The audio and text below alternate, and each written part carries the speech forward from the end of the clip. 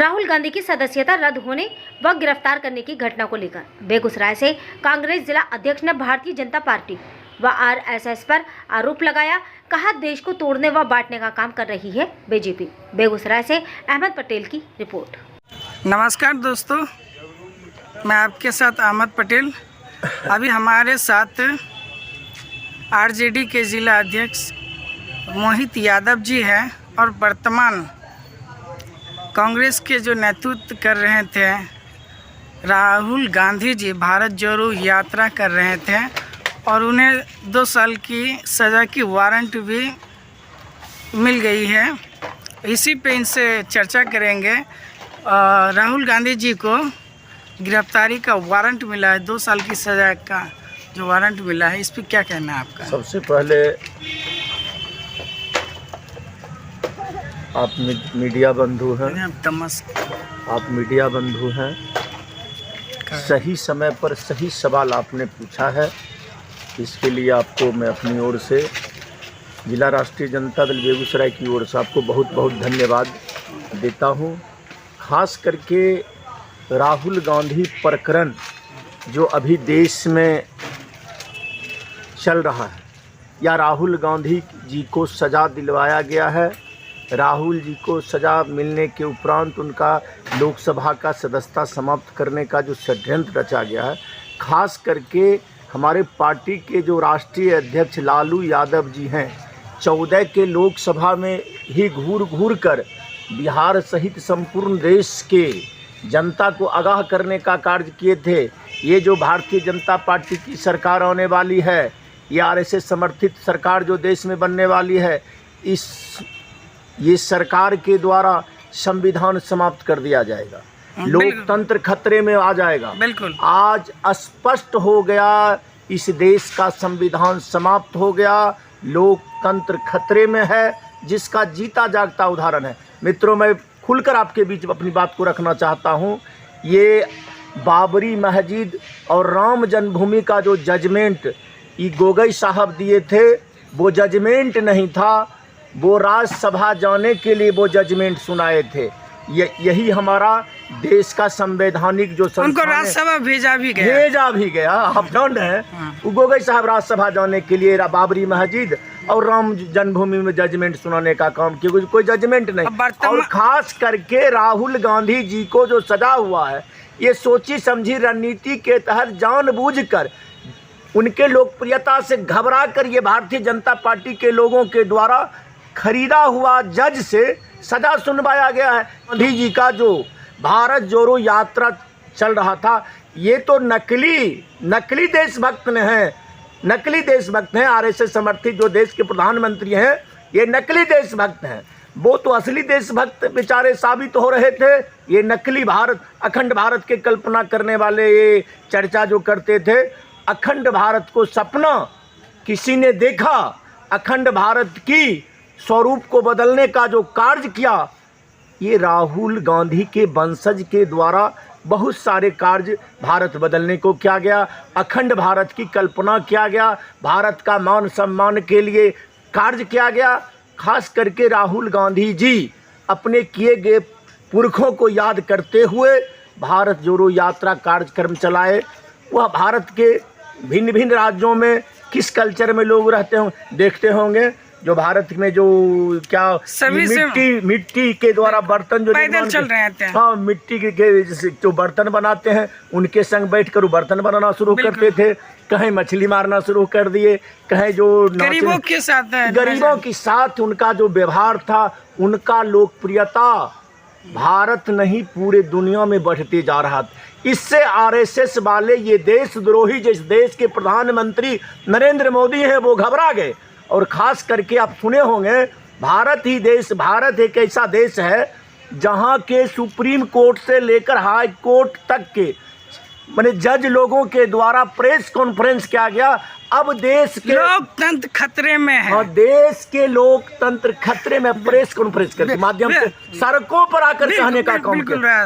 बिल्कुल, मैंने सड़कों पर आकर प्रेस कॉन्फ्रेंस क्यों कहना पड़ा, जब आप समझ सकते हैं इस बात को? अब बताइए, ये राहुल गांधी के लोकप्रियता से घबराकर इनको सजा सुनाया गया है।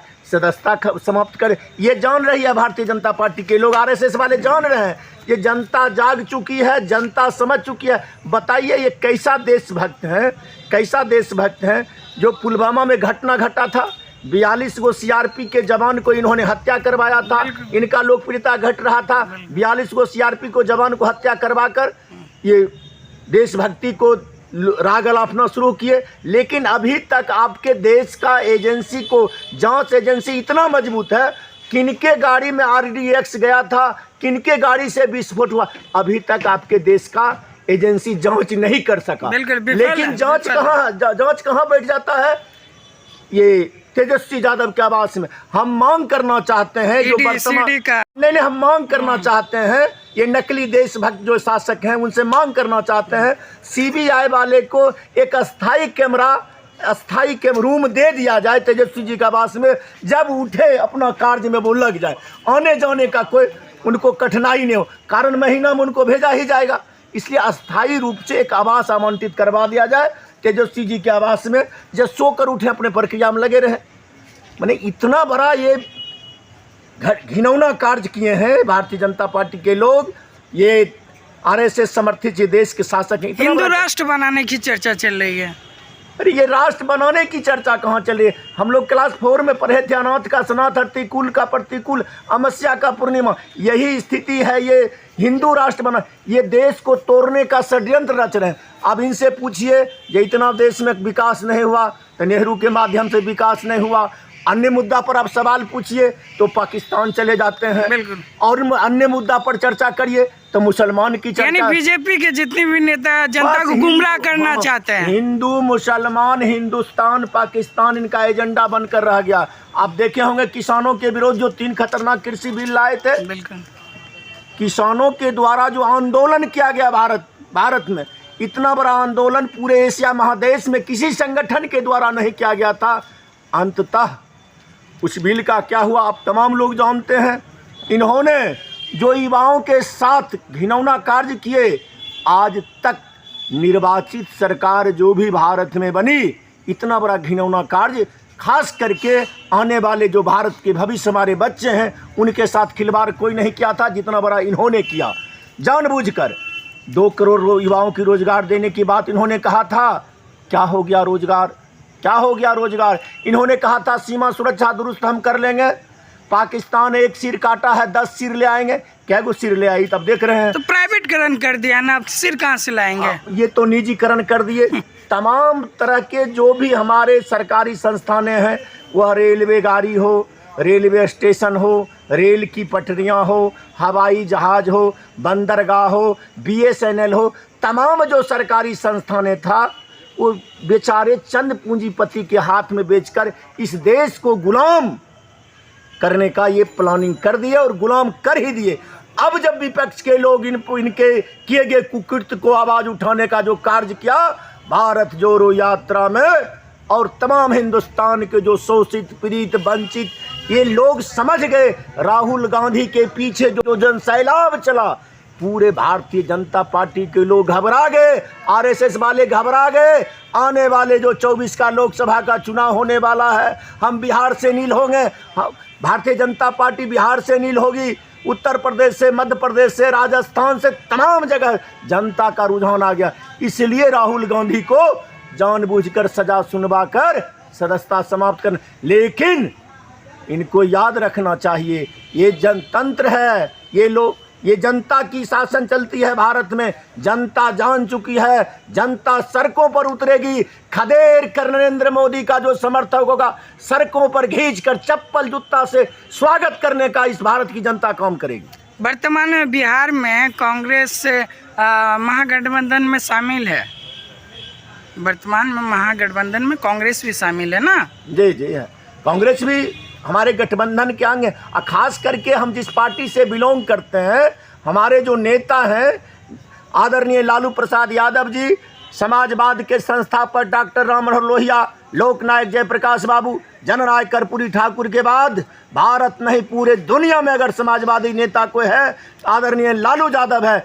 याद करिए, जब सोनिया जी को प्रधानमंत्री बनने का प्रस्ताव आया था, यही सुषमा स्वराज बेचारी इस दुनिया में नहीं रही। साध्वी ऋतंभरा उमा भारती अपना बाल कटवाना चाह रही थे, मैंने बाल कटवाना चाह रही थी। हम मुंडन कर लेंगे, अगर सोनिया गांधी भारत की बहू बन जाएगी तो हम बाल अपना मुड़वा लेंगे। हंगामा कर रखे थे, नौटंकी कर रहे थे। लालू यादव उस समय भी कहा था सोनिया मैडम भारत की बहू है, भारत की बहू है। तो जुल्म के खिलाफ हमारे पार्टी का लड़ना मरना ये हमारा नीति है, सिद्धांत है। राहुल गांधी के साथ जो जुल्म हुआ है, हम राहुल जी के साथ हैं, राष्ट्रीय जनता दल साथ है, हमारे नेता भी साथ हैं। जिस दिन नेता का इशारा हो जाएगा पूरे सड़कों पर उतरकर इस आरएसएस समर्थित प्रधानमंत्री के विरोध हम लोग उग्र आंदोलन करेंगे। दिल्ली से गद्दी से खींचकर मोदी को चप्पल जूता पहनाने का काम करेंगे।